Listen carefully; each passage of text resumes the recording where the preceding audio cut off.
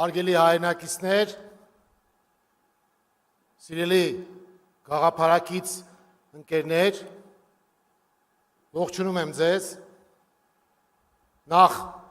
շնորհավորում եմ պարոն Ծառուկյանին վերընտրության կապակցությամբ և կարծում եմ մենք հսկայական համատեղ աշխատանք ունենք անելու։ Մեր երկիրը կանգնած է ճակատագրական ընտրության առաջ։ Նորանկախ Հայաստանը երբեք նման իրավիճակում չի եղել։ Սա կուսակցական խմբային ընտրություն չէ, որ մենք մրցենք, թե քանի տեղ կունենանք ապագա խորհրդարանում։ Հենց այդ պատճառով է, որ Մայր Հայաստանը, որը վերջին 3 տարիներին դրական արդյունքներով մասնակցել է համապետական նշանակություն ունեցող տեղական ընտրություններին, որոշել է մի կողմ դնել կուսակցական նեղ շահերը և միանալ հարստացնել առաջարկ Հայաստանին ծրագիրը և խորհրդարանական ընտրություններին մասնակցել Գագիկ Ծառուկյանի գլխավորած Բարգավաճ Հայաստան կուսակցության հետ։ Մեր որոշումը նաև պայմանավորված էր իմ և Գագիկ Ծառուկյանի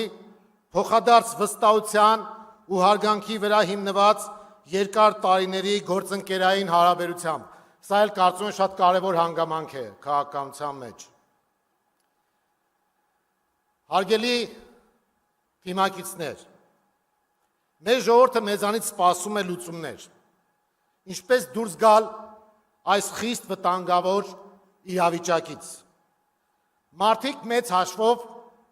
երկու խնդրի պատասխան են սպասում. ինչպես ապահովել անվտանգություն և երաշխավորված խաղաղություն, և երկրորդը, ինչպես զարգացնել տնտեսությունը և հաստատել սոցիալական արդարություն։ Այս վերջինին մեր ժողովուրդը կարծում եմ մոտ 35 տարի սպասում է։ Հարգելի բարեկամներ, որպեսզի մենք կարողանանք զարգացնել մեր երկիրը, հաստատել արդարություն, նախ պետք է ապահովենք երկարատև և երաշխավորված խաղաղություն։ Մենք ժողովրդին ներկայանում ենք 10 առաջարկով, որոնց մի մասը հիմա կհնչեցնեմ։ Նախ երաշխավորված խաղաղության և անվտանգության մասին։ Այն, ինչ ունենք այսօր, ժամանակավոր շոու հրադադար է և թող մեր ժողովրդին չխաբեն, որ արդեն խաղաղություն են հաստատել։ Սա ոչ թե խաղաղություն է, այլ մի իրավիճակ,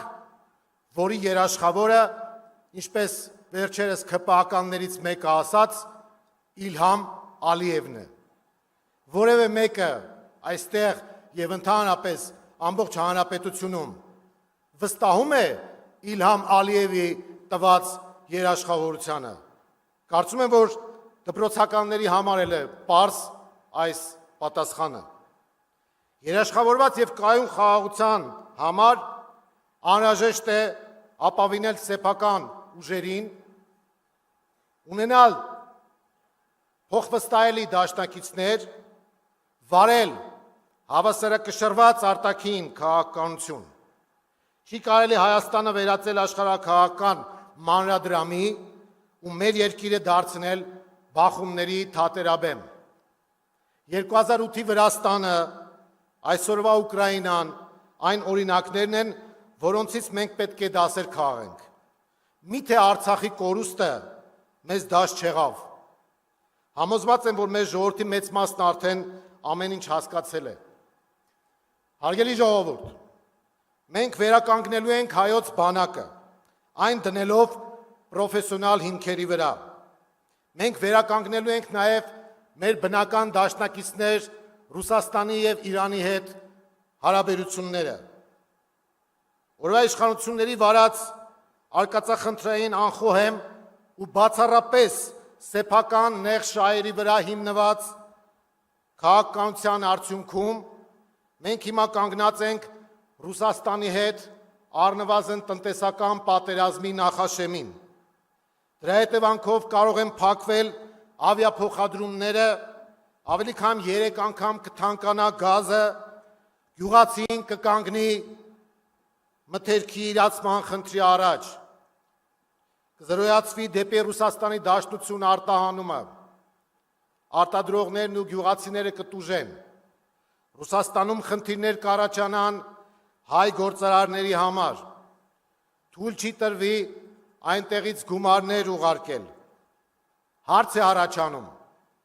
ում է սա ձեռնտու, պատասխանը ակնհայտ է, ոչ Հայաստանին։ Իհարկե մենք էլ հարցեր ունենք Ռուսաստանին, մեր հասարակության մեջ էլ կուտակված են որոշակի խնդիրներ կապված Ռուսաստանի վարքագծի հետ, բայց այդ հարցերը մենք բարձրացնելու ենք, դրանք բարեկամաբար լուծելու, մեր երկրի համար օգուտներ ապահովելու,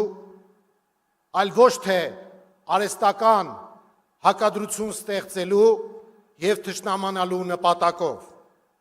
Մենք պետք է շահերի համադրում իրականացնենք արտաքին քաղաքական ոլորտում և փոխշահավետ հարաբերություններ հաստատենք բոլորի հետ։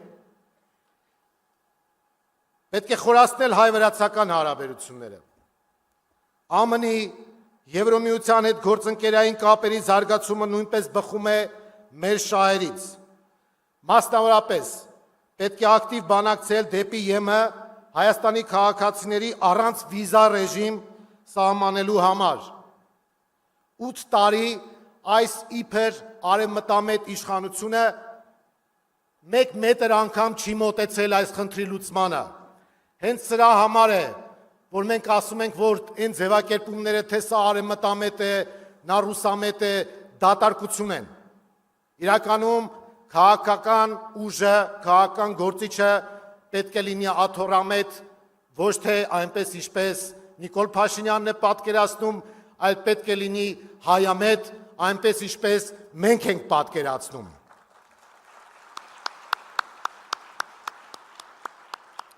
Չինաստանի, Հնդկաստանի, արաբական երկրների հետ կապերի զարգացումը հսկայական տնտեսական օգուտներ կարող է բերել։ Ինչով ենք մենք պակաս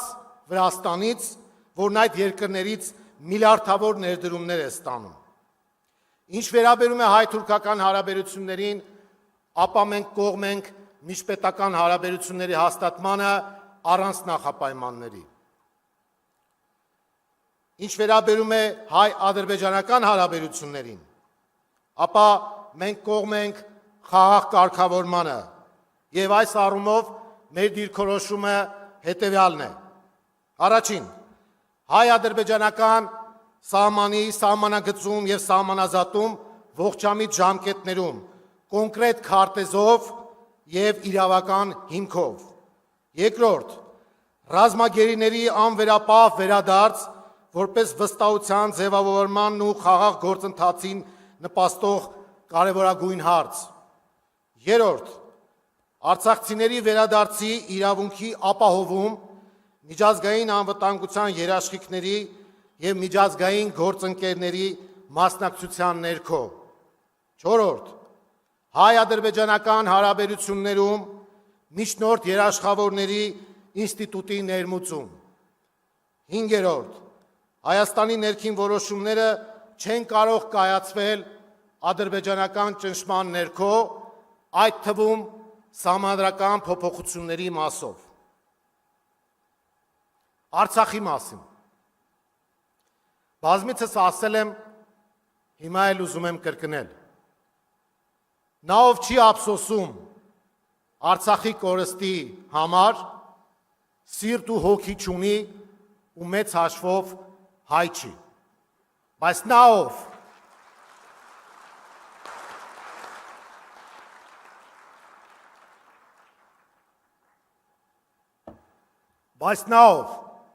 հայտարարում է, որ իշխանափոխությունից հետո վաղը անմիջապես վերադարձնելու է Արցախը, նա կամ խելք չունի,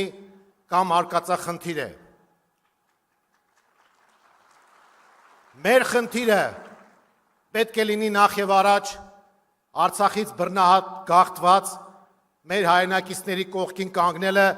եւ ես առաջարկում եմ ծափարություններով ողջունենք մեր արցախցի քույրերին ու եղբայրներին։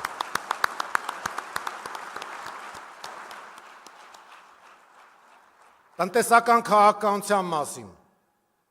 Հայաստանի Հանրապետության հանրային տնտեսական եւ սոցիալական կյանքի գրեթե բոլոր ոլորտներում ներկայումս ձևավորվել է ճգնաժամային իրավիճակ, որի հաղթահարման համար անհրաժեշտ է իրականացնել նոր տնտեսական քաղաքականություն։ Մենք ունենք բոլոր հնարավորություններն առաջիկա 5 տարում ավելի քան կրկնապատկել համախառն ներքին արդյունքը։ Մրցունակ տնտեսությունը եւ հարկային ողջամիտ քաղաքականությունը ենթադրում են հետևյալ քայլերը. 10 մարզերում հարկերից ազատված 10 արդյունաբերական գոտի ստեղծել։ Առաջիկա 2 տարիների ընթացքում նվազագույն աշխատավարձը փուլային տարբերակով դարձնել 150,000 դրամ։ Սա այն նվազագույնն է, որի մեր քաղաքացիները արժանի են, կարծում եմ, եւ բոլոր ջանքերը պետք է ներդնել այդ ուղղությամբ։ Տարեկան մինչև 60 միլիոն դրամ շրջանառության ունեցող միկրոբիզնեսի ներկայացուցիչները պետք է ազատվեն շրջանառության հարկից, այսինքն 0% հարկ միկրոբիզնեսի համար։ Տարեկան 60-ից մինչև 180 միլիոն դրամ շրջանառություն ունեցող փոքր բիզնեսի համար շրջանառության հարկը պետք է սահմանել 1%-ը։ Եվ վերջում գույքահարկի մասով հարկայինի հետ կապված մենք առաջարկում ենք կրճատել գույքահարկի չափը, որովհետև սա ուղղակի թալան է։ Լուրջ խնդիր է բանկային տոկոսների տակ մեր քաղաքացիների ճկռելը։ Մենք դեմ ենք վարկային գերությանը եւ բանկային ռեկետին։ Դրա համար մասնավորապես առաջարկում ենք մինչև 5 միլիոն դրամ վարկեր ունեցողների համար տուժտուգանքների մասով համաներում հայտարարել եւ մարդկանց ազատել այդ վարկային գերությունից։ Սոցիալական համերաշխության, կրթության եւ արժանապատիվ թոշակի մասին։ 2018-ին ժողովրդին խոստացան սոցիալական արդարություն, բայց իշխանավոր դառնալուց հետո հայտարարեցին, որ աղքատությունը մարդկանց գլուխներում է, զուգահեռաբար հաղթահարելով իրենց աղքատությունը գրպաններում, բայց ցավոք կառավարչական տեսակետից իրենց գլխի դատարկությունը հաղթահարել չհաջողվեց։ Աղքատության հաղթահարումը մեզ համար պատվի հարց է եւ հետեւաբար օրինակ թոշակային տարիքի անցնելը չպետք է դատավճիռ դառնա։ Այս առումով առաջարկում ենք ամսական կենսաթոշակի նվազագույն չափը 2027 թվականից փուլային տարբերակով պետք է դարձնել 100,000 դրամ։ Եվ յուրաքանչյուր տարի թոշակների չափն ավելացնել նախորդ տարվա ինֆլյացիայի չափով։ Կարծում եմ, որ մեր տատիկներն ու պապիկները նվազագույն արժանի են այս ամենին, ինչ որ մենք առաջարկում ենք։ Կրթության ոլորտը նույնպես պետք է լուրջ հոգատության ներքո հայտնվի։ Պետական ու համայնքային պատկանելության բոլոր կրթօջախները մանկապարտեզից մինչև բուհեր պետք է լինեն անվճար։ Նրանք, ովքեր ասում են, որ անվճար կրթությունը որակյալ չի կարող լինել, հիշեցնեմ, որ ԽՍՀՄ տարիներին կրթությունը անվճար էր եւ ամբողջ աշխարհը խոստովանում էր, որ ԽՍՀՄ-ում ամենաբարձր կրթական մակարդակն է։ Այնպես որ այդ դեմագոգիան թող թարգեն։ Հանրային համերաշխության մասին, ամենակարևորը, գնում ենք ընտրությունների։ Մեր հանրությանը պառակտել են, թշնամացրել են, վախեցրել են։ Մենք համախմբելու ենք, հաշտեցնելու ենք, ապա հուսահատեցնելու ենք եւ հզորացնելու ենք։ Օրվա իշխանությունը խոստացավ արդար պետություն կառուցել, բայց գրեթե զրոյացրեց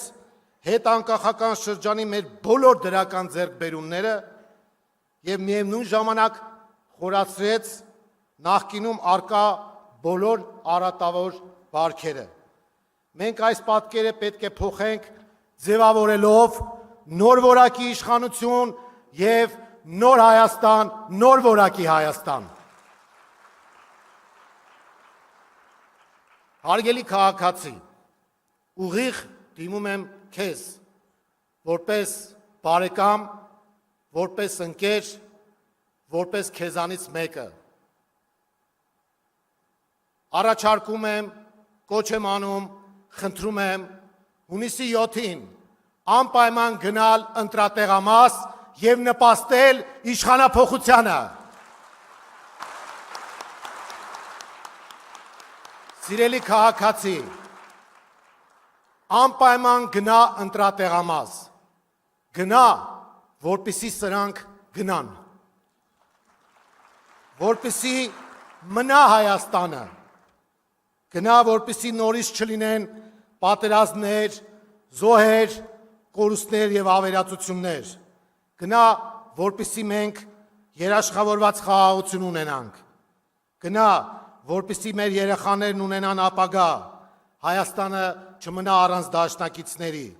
գնա, որպեսզի մենք բանիմաց և ունակ իշխանություն ունենանք։ Մենք պատասխանատվությունից չենք խուսափում։ Նրանք, ովքեր համախմբվել են և ընտրություններին մասնակցելու են Բարգավաճ Հայաստանով, չեն վախենում իշխանական պատասխանատվությունից և պատրաստ են վերցնել այդ բեռը։ Չկասկածեք, մենք կերտելու ենք բոլորիս երազած Հայաստանը և հետևաբար մեզ, մեր ժողովրդին ուժ, եռանդ, վճռականություն, կամք և հաղթանակ եմ մաղթում և ամենակարևորը Հայաստանի քաղաքացին պետք է միանա մեզ, որպեսզի կարողանանք փոխել այս իրավիճակը։ Դրա համար ենք կոչ անում քաղաքացուն, միացիր, որ փոխենք։ Շնորհակալություն։